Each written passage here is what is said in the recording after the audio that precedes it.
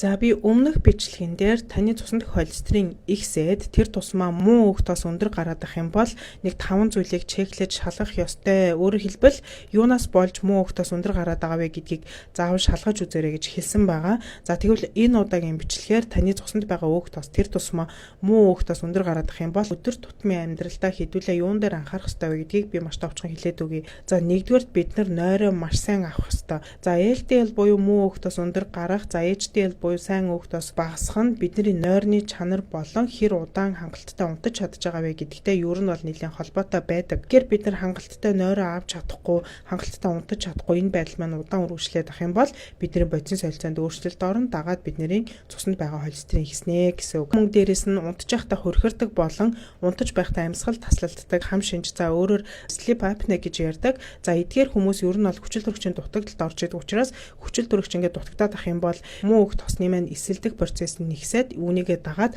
судсанд очиж наалдаж өргөсөл үүсгэх нь элбэгшдэг. Тийм болохоор хангалттай сайн унтах хэрэгтэй гэсэн. Хоёрдугаарт та илүүдэл жингээсээ салах хэрэгтэй. Бид нар жингээ хэдэн хувьтай хасч чадна. Үүнийг дагаад бидний цуснд байгаа холестерин бууж идэг. За мөн жингээ хасах тусам бидний инсулины дүүжрэл хүртэл дагаа сайжирч идэг. Гуравдугаар дарахыг стрессээс ангижрах хэрэгтэй. Өөрөөр хэлбэл бага стресстэй хэрэгтэй. Стресссэн ч гэсэн аль болох гаргаж явах хэрэгтэй.